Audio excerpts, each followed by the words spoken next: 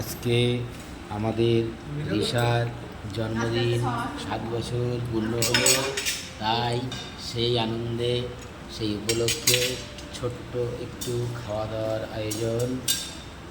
এই যে আমাদের রিশা, ওর বার্থডে আজকে।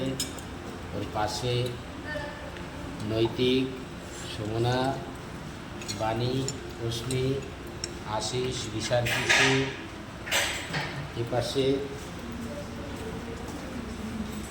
এ পাশে হচ্ছে রিশার মা। এই যে এর আসল জন্মদিন, সবার জন্মদিন, ওর জন্মদিন, দিব্য, সোনালি, রিশার ছোটো মা, মঞ্জু, ওই যে বাড়ির বড় বউ। এই কয়জন এখানে এসেছে, সবার প্লেট খালি।